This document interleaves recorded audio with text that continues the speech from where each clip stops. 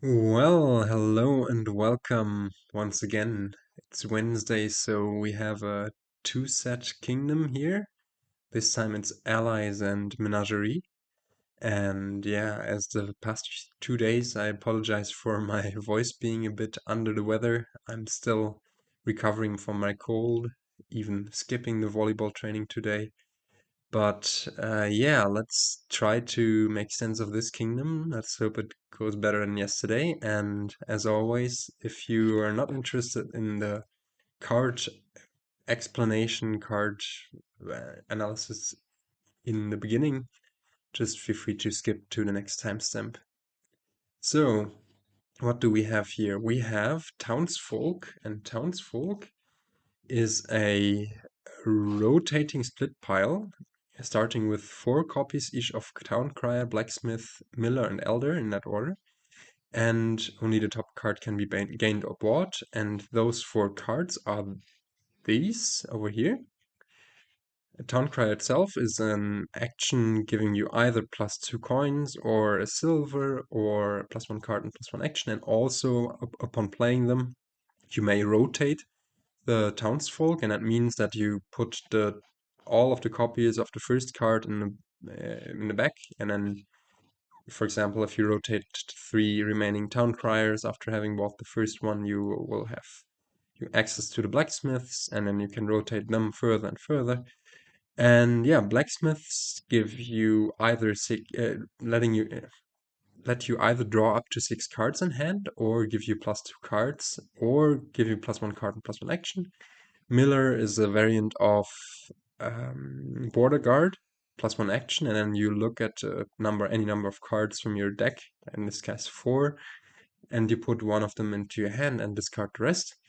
And finally, Elder has a very unique ability in that it gives +2 cards and essentially +1 action, because it lets you play an action card from your hand. And when it gives you the choice of abilities, such as by accident, Blacksmith and Town Crier do, you may choose two different, or may choose an extra option. Like for Blacksmith, you can, for example, use draw up to 6 and then +1 card and +1 action, which will let you draw up to 7 and also recover the action if you play the Blacksmith using Elder. So that's a really nice synergy in the split pile. There is one more card in this kingdom, also offering a choice, I think, or are there more than one? No, I think the only other card offering you a choice is Town, which lets you either play it as a village or as a wood cutter, +1 buy and +2 coins. And if you play it using Elder, you can, of course, choose both of these things. So yeah, Elder is nice with those, but it's expensive for 5, and you need to rotate the pile, or have your opponent rotate the pile to get there.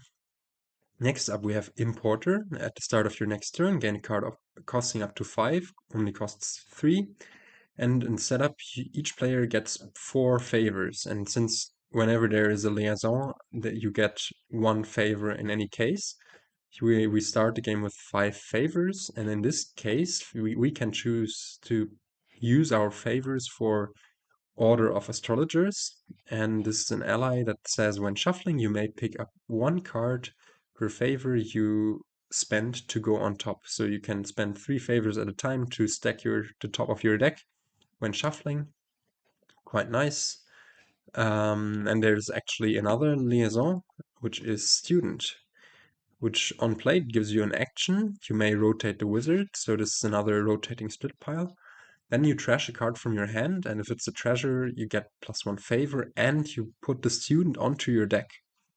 So you can play the same student multiple times each turn, and the wizards in general can contain students on top. Then they are followed by conjurers, which allow you to gain a card costing up to 4, and at the start of your next turn, you put the conjurer into your hand. So it's essentially gain a card costing up to 4 +1 card, because yeah, the next turn you'll have 6 cards in hand or more if you play multiple conjurers. Pleasant effect. And then finally, then also there's Sorcerer, +1 card and an action. Each other player names a card, then reveals the top card of their deck. If wrong, they gain a curse. So this is a cursor unless your opponent is very good at guessing the top card of their deck, or you have already played a sorcerer and haven't mingled with their deck, with their top deck. Then of course they also know which card they have on top.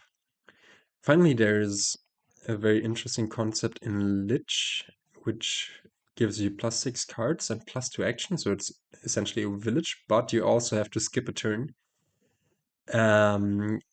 Usually playing it for this effect is not really good. Skipping a turn, yeah, it's really, really bad. It synergizes with extra turn-giving events. We had Mission last week, I think, for example, or with Voyage. But also sometimes it is interesting with its passive effect, because when you trash a Lich, you discard it and gain a cheaper card from the trash. So instead of trashing the Lich, like moving it to the trash, you just discard it, and if there are powerful action cards or like duchies, whatever, in the trash, you gain them. So that's sometimes also a way to gain cards. Here, I don't know about that. We have Cavalry. On play just gives 2 horses, so effectively it will draw you 2 cards, because these horses you have to draw them themselves, and then they give you +1 card, +2 cards, and so its effect is about the same as Mode's draw effect, just in a delayed way. But also when you gain the cavalry, you get +2 cards plus a buy, and if it's your buy phase, you return to your action phase. And that makes it usually really fun and powerful to play with. So just in case you didn't know what horses are, they're laboratories that leave your deck after being played. Then we have Groom, one of the strongest cards in the already strong Menagerie set. Gain a card costing up to 4. If it's an action card, gain a horse. So this is essentially the same effect as Conjurer, because just in a slightly different way, you draw the card later and you don't put the Groom itself back into your hand. Then you can also gain a treasure card using Groom, then you will also gain a silver, or you can gain a victory card, such as a state, and then you will draw a card and get +1 action. And this third thing enables Groom to go for crazy rushes. I think we had like a recent Menagerie campaign Kingdom where there was a Groom Garden rush where the estate pile was doubled. But still, Groom Gardens is an insane combo. But still, even without that, Groom can gain you a bunch of 4-cost cards in a very effective way. And yeah, pleasant card. Town I already discussed. Barbarian is a 2-cost, a 5-cost action that gives you +2 coins. And each other player trashes the top card of their deck. If it costs 3 or more, they gain a cheaper card sharing a type with it. So, for example, if you trash your opponent's kiln, they will need to gain any cheaper, like Town or Groom or Townsfolk, Town Crier, whatever card. If you trash a Knight card, which isn't here in the kingdom, you will need to gain a cheaper Knight card. If you trash a contract, you can choose whether you want to gain an importer or a silver or a wizard or a student, because student also has the liaison type. So that's what's meant by sharing a type with it. And if the card costs 2 or less, it's just trashed, and instead you gain a curse. So quite a devastating attack if you can reliably make it work. But it needs some setup and it costs 5. It can be a bit tilting, in my opinion, if it hits your strongest cards, and when you play it, you just hit minor cards of the opponent to swindle a problem. I don't know. Not a huge fan of that card, but it's usually not too bad. Unless you are in a single buy kingdom or whatever, and you really, really want those good cards. And yeah. Anyways, contract is +2 coins and a favor, and it's a treasure, so you don't have to spend an action playing it. you may set aside an action from your hand to play it at the start of your next turn. So this is a kind of village effect, also giving you favors which work with the order of astrologers here. And yeah, it stays in play if you set aside an action. It doesn't stay in play if you don't set aside an action, and you can draw it next turn. Pretty pleasant card, usually nice for reliability. Not sure how much we're going to need it here though, because there is another thing giving you reliability. And then we have Gatekeeper, a very weak attack. Until the start of your at the start of your next turn, +3 coins, and until then, when another player gains an action or treasure card they don't have an exiled copy of, they exile it. And exiling is this mechanic where you need to put one of your cards into, or where in general, you can put your cards into the exile, and each player has their own exile, which is considered part of their deck. And whenever you gain a copy of an exiled card, you can discard all copies of the exiled cards. So, for example, if your opponent has played Gatekeeper and you gain a Groom and you don't have one in exile, you need to exile it. But then when you gain the next Groom, you can discard the Groom from exile and not be affected by the attack, essentially. So yeah, usually rather weak. Sometimes in black market kingdoms or something like that, it's fine, but still there. It's not great. Or loot is also a case where it's sometimes a bit stronger. Kiln, +2 coins. The next time you play a card this turn, you may first gain a copy of it. This only works with supply cards, so not with horses, and is usually a bit awkward to set up, but sometimes it can be nice. And then we have a way, which is Way of the Turtle. And ways are things that you can play your action cards as. So instead of following the instructions of your action card, you can set the card aside, and if you did, play it at the start of your next turn. And then at the start of your next turn, you can also decide whether you want to again play it as Way of the Turtle. So really pleasant and good provider of reliability. We have Gamble, an event where the text is somewhat misaligned. Discard the top card of your deck. If it's an action or treasure, you may play it. Really good. Also, it has a slight synergy with Student, as if you trash a treasure like copper from your hand, you know that the student is top decked. You can, if you have an estate in your hand, you can then gamble into the student that you've just top decked and get rid of that estate. And yeah, I don't know. Finally, no, that's it. Sorry. I'm through with the discussion of the kingdom. That's been quite a while. Maybe I'm also a bit slower because of my cold. I'm sorry. Let's try to make sense of this kingdom. So what we see is that the there is plus buy. There's plenty of extra gains in importer. In Groom, in Town is plus buy, of course. In Kiln there's some extra gains, and Conjurer, yeah, loads of stuff to gain stuff. The draw is somewhat finicky. The only draw is a village moat, essentially, with town and cavalry. But grooms can also sometimes draw, and also, of course, blacksmiths can draw you more than just 2 cards. And yeah, I don't know whether we're going to go for um the townsfolk pile, but that is something to consider there.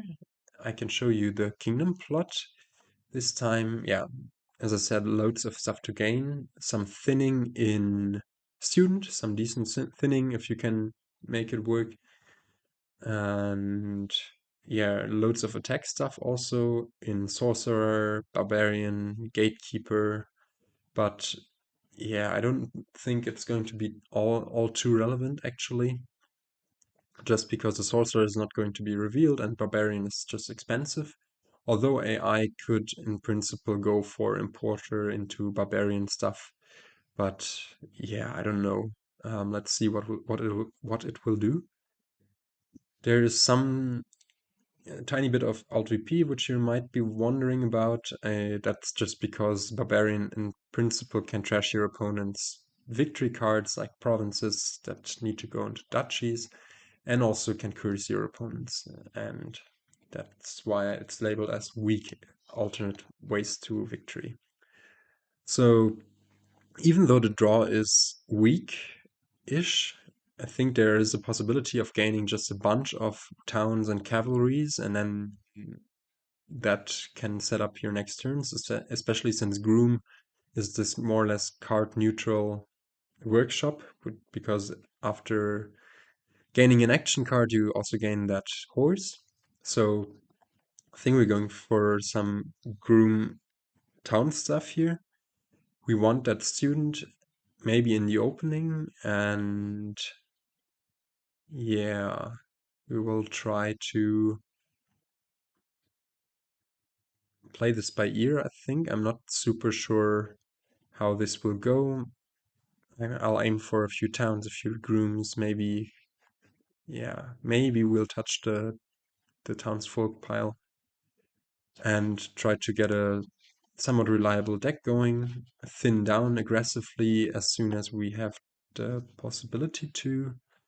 And yeah, opening wise, on the 2-5, I think I would just open Town Crier Groom and be a bit sad.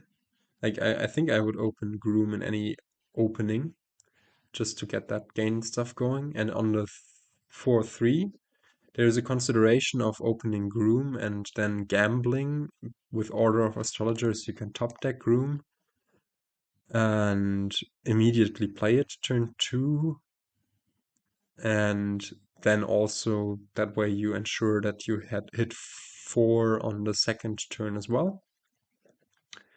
Also, I guess you could not top deck it, but then you have the risk of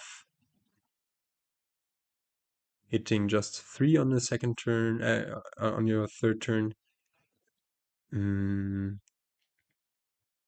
I think that might also be okay because you will get to play the Groom, and yeah, the more that I'm thinking about it, the more I like opening Groom Gamble on the 4-3, because then on the turn 3 we are guaranteed to get in a student and play the Groom to maybe get in a town or another Groom already.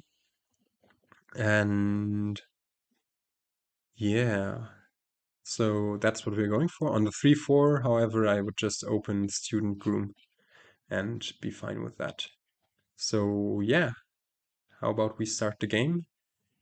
17, 18 minutes until I'm very sorry for being so slow today. Let's try to get going. So here we gamble to accelerate a bit, or do we just put in the student? What's the faster way? The nice thing about gambling here is that we might find copper. We are actually likely to find copper and can still buy a town crier. And then next turn we can groom for town and buy a student. Yeah, we can even top deck a copper here. And or we can just say it's gonna be all right. I mean, unless we hit the estate or the groom. Well, we can spend one of those, I guess. Play the copper, get this town crier. Now we have this very short shuffle, so we immediately get in this town and the student into the next shuffle. We can, I think I like top decking groom and horse and maybe even student. Can be somewhat aggressive with these because student is also giving us favors back. Yeah, let's top deck these 3 and just try to move through our deck quickly. Here we can deny the AI any trashing. Top deck this student, draw it up again. Now here we don't want to top deck it, I think, and just gain another Groom. And okay. Yeah, here I think we want to just play this 4-1 by, right? There's an estate, a Town Crier, and 2 coppers down there. Yeah, we can gamble once. No, we might hit an... Well, then we could have also played the town as... I'm actually not sure here. Hitting 3 with this town is not optimal, because hitting 4, no question, I would have just turtled the town. But actually, maybe that's still that's the best course of action. And here, let's gamble through a bit and maybe hit a Town Crier. And if we don't, if we just hit an estate, then at least we get further through the shuffle. Or do we just say, let's get further through the shuffle anyways? This Town Crier is not going to do us much of a favor.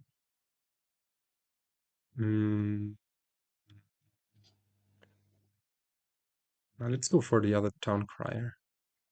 Can top deck Groom and Horse, or both Grooms actually, because we have that town incoming, which we can play normally for plus card and actions. We can draw a bit here, play this horse, trash this. Now, or we could just a bit more on the greedy side and turtle this Town Crier just for more action next turn and get a few towns in. I think I like that course of action. AI is getting a bunch of conjurers. Here we can, we can play this normally. +1 card, let's reveal the Blacksmiths. Go for another card, or no, actually, let's just turtle these 2. Gain a Blacksmith here and be more or less happy, because turtling those, okay, AI is going for Duchy, that's interesting. Turtling those means that now this turn we'll have a bunch of actions and we'll be able to hopefully thin our deck a bit better. Here can gain another town and another... AI also has a Groom, right? Yeah. We do want a second Groom, I think. We also want to draw through here, just to trigger that. Or do we? I'm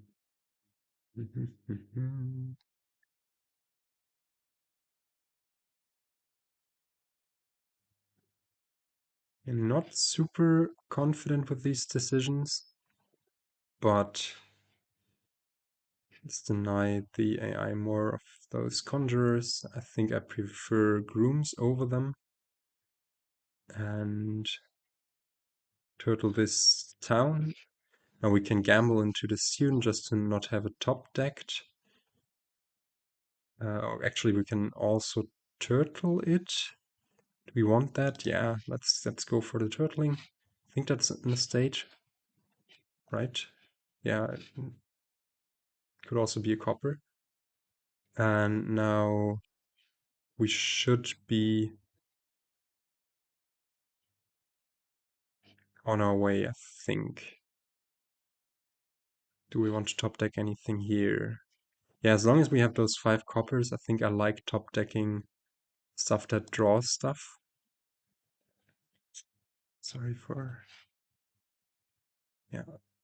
Because, yeah, amazing. Here we can play the student, trash a copper, play the town normally for plus card and action.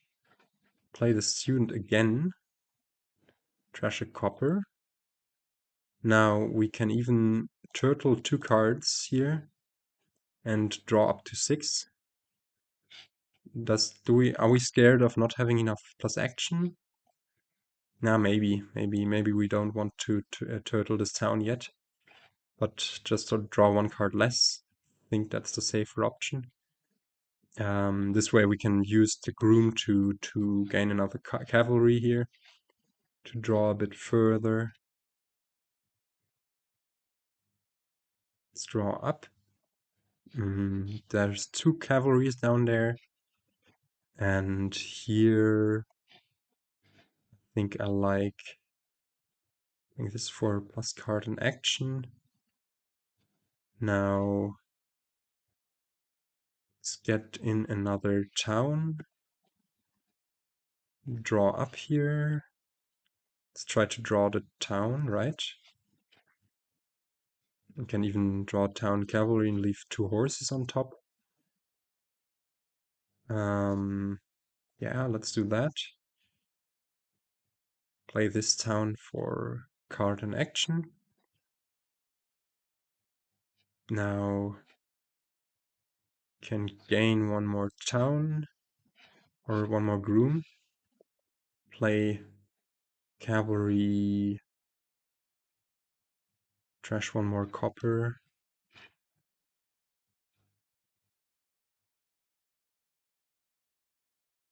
Actually, that was not good. I should have kept that, because now, well, we have a horse set aside, so that's okay. But yeah, we can at least gamble here into a horse that we can turtle. But I actually would have liked to buy a blacksmith or something there. I don't think we need to top deck anything. We've set up our deck quite nicely. We do need to be a bit careful about piles because AI is quite ahead on points now with 9 points. So we really want to not enable it to just suddenly empty all of the estates, which is a possibility with what does it have? Oh, sorry, I was confused. It has a conjurer in play and also 1 turtle, so it has those 2. Yeah. Yeah, we are going to want to do this. We still want to thin a bit more. AI now also has a scary amount of grooms, actually. Now, I think we want to start at least getting one province in.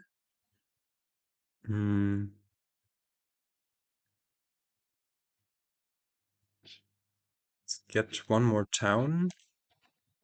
Yeah, AI also has 4 grooms, so 4 estates it could potentially grab without much repercussions. Let's gain 2 silvers. Draw here. We don't need to top deck anything. I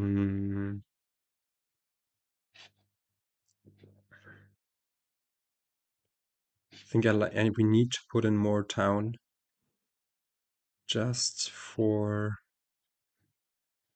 those extra actions. Let's draw here. Put a town on top. Decline that. Maybe that didn't make much sense, the town on top. But yeah, how do we want to do this? This is 6, so if we play 1 town for plus buy, we gain 1 more town here. I think we're okay with that. AI has 7 gains, right? No, 8 gains. So 2 grooms and 8 estates are 2 grooms, town and 8 estates. I don't think it's gonna be able to do all of that, but it's close. But yeah, Mm, yeah, play this town for that. Play that horse.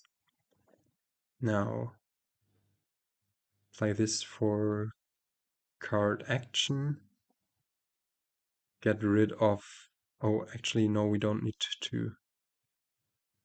yeah, we don't need to do the plus coin thing. Yeah, then we shouldn't have... Sorry, I feel my mind again being a bit slower than these other days. We can trigger this shuffle here, and we could also just get +2 and gamble into one. I think that's actually better. Yeah. Applying that. Gamble in one horse to turtle it and buy this province and hopefully not lose this turn. Let's see what the AI does here. It only gains a duchy. Okay, that's good. I suppose I'm overestimating the amount of stuff AI can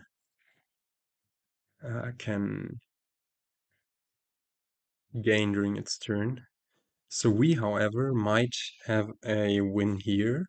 If we gain all 8 estates, the town and the 2 grooms, then that's a win. Let's see how we would do this. In that case, we would need to draw a bunch. Hmm. Isn't looking too great. Thought we had more horses.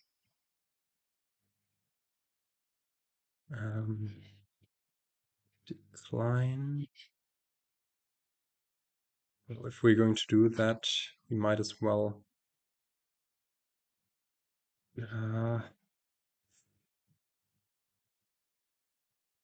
Now, do we have it here? What are the last few cards in our deck?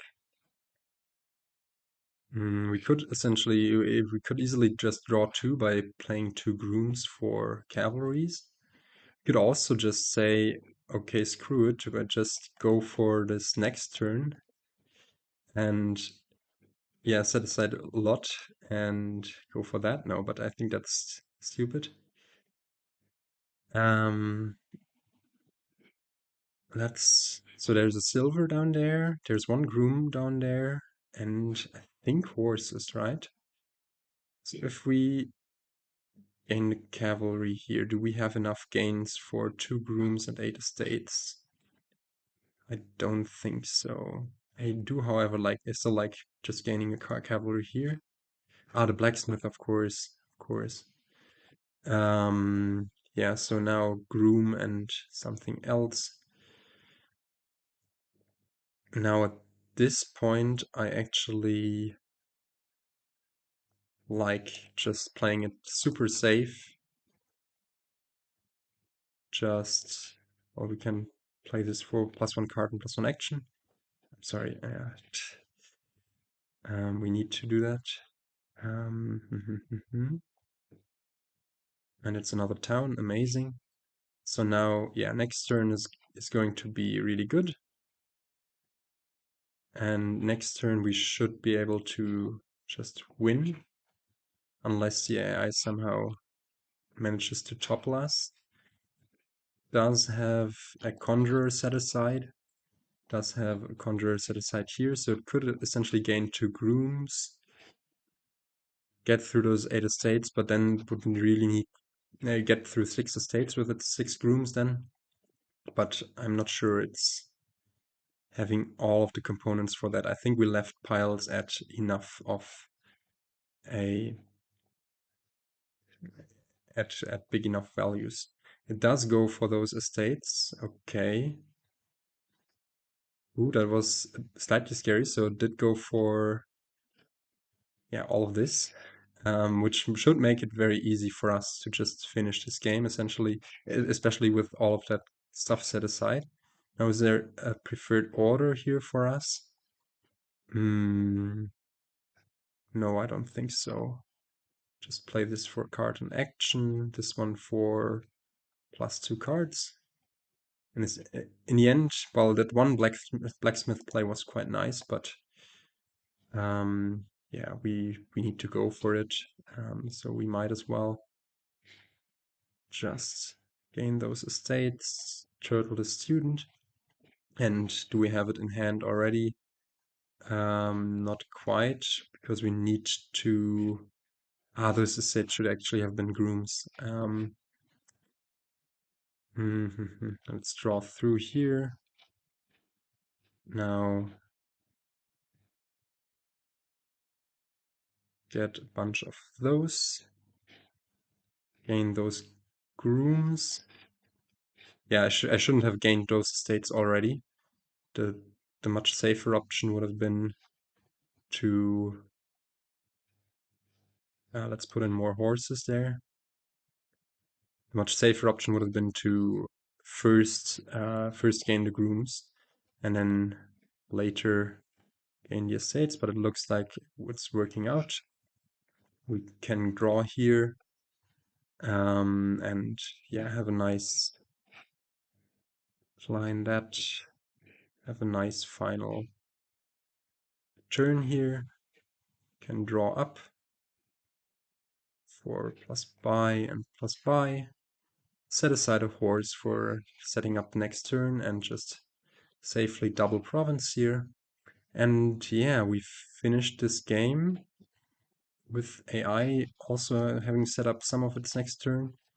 But yeah, AI just didn't have the gains to get where it wanted to get with that desperate attempt at emptying estates. It would have, I mean, 2 towns and 2 Grooms and a town without any more Groom plays is not...